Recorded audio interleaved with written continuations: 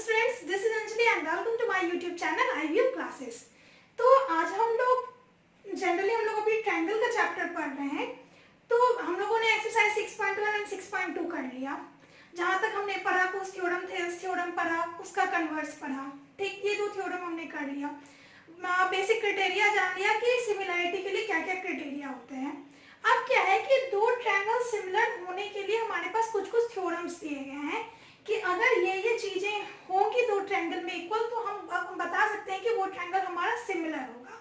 जैसे इसमें दो हमारे पास तीन थ्योरम है, तीन चार है। जैसे एक ट्रिपल ए है जिसको हम लोग ए भी बोल सकते हैं। ठीक, एक एस है, तीसरा एस है, फिर हमारा RHS भी है। तो हमारा तीन चार थ्योरम है जिससे हम लोग सिमिलरिटी प्रूफ कर सकते हैं। तो स्टार्ट करते हैं। यहाँ मैं आपको इंडिविजुअल हर एक थ्योरम का प्रूफिंग बता दूंगी कि कैसे हमारे पास जो दिया हुआ रहेगा बेसिक चीजें, उससे हम लोग कैसे ट्रायंगल को सिमिलर प्रूफ कर सकते हैं। तो पहले हम लोग थ्योरम प्रूफ करना सीखेंगे कि कैसे ये थ्योरम हम लोग प्रूफ कर सकते हैं। तो फर्स्ट थ्योरम हमने उठाया है ट्रिपल ए, जिसे हम लोग ए भी बोल सकते हैं। ए क्यों बोल सकते हैं? अगर आप दो ट्रायंगल ले रहे हो, दो ट्रायंगल में आपका अगर दोनों एंगल्स इक्वल है, जैसे ये दो ट्रायंगल लिया हमने, ठीक है, अगर हमारा ये एंगल और ये एंगल अगर ये दोनों इक्वल है तो तीसरा भी इक्वल होगा ही।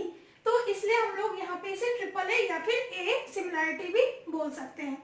तो इस थ्योरम में क्या कहता है? इस थ्योरम में है कि if in two triangles corresponding angles are equal, then their corresponding sides are in the same ratio and hence the two triangles are similar। कि अगर दो ट्रायंगल्स में अगर उसके सारे एंगल्स इक्वल हैं तो उनके जो साइड्स होंगे उनका रेशियो भी इक्वल होगा और वो दोनों ट्रायंगल्स क्या होंगे? सिमिलर होंगे। तो यहाँ हमें ये प्रूफ करना है कि अगर एंगल्स इक्वल होगा तो क्या हमें साइड्स भी इक्वल रेशियो में मिलेंगे। तो यहाँ हमें ये प्रूफ करना है। तो मैंने यहाँ पे फिगर बना के रखा है। हमने एक ट्रायंगल ABC ड्रॉ किया, दूसरा DEF ड्रॉ किया। ठीक है, यहाँ पे हमने एक कंस्ट्रक्शन किया है।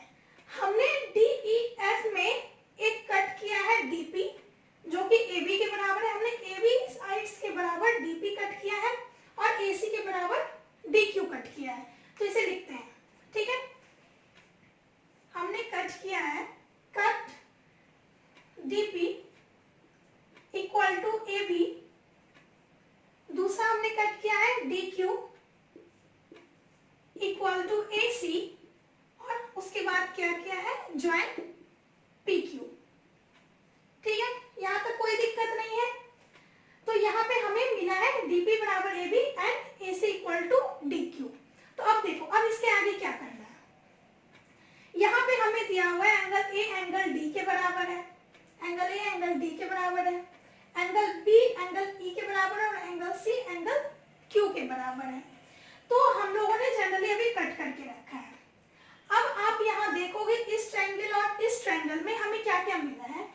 इस ट्रायंगल में हमें DP बराबर AB मिल गया है और AC बराबर DQ मिल गया है और तीसरा क्या है? एंगल A और एंगल D बराबर मिल गया है। तो क्लास 9th में आपने कॉन्ग्रुएंसी पढ़ा होगा।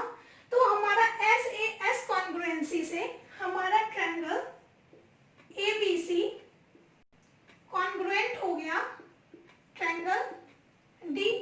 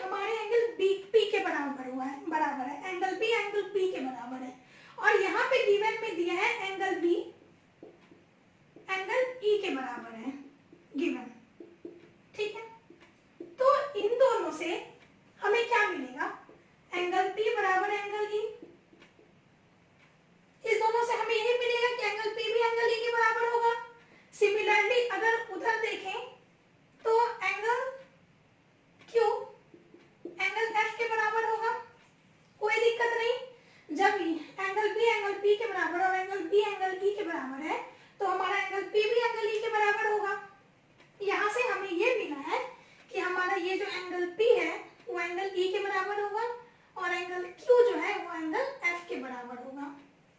आपने एक थ्योरम में एक रूल पढ़ा होगा कि ये हमारा क्या बोल सकते हैं, ये दोनों एंगल्स कॉरेस्पॉन्डिंग एंगल्स तभी इक्वल होंगे जब हमारा ये दोनों लाइन पैरेलल होगा और ये ट्रांसवर्सल होगा।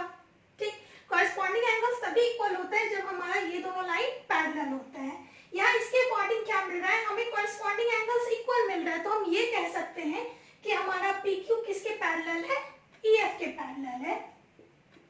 PQ हमारा किसके पैरेलल है, EF के पैरेलल है। कोई दिक्कत नहीं।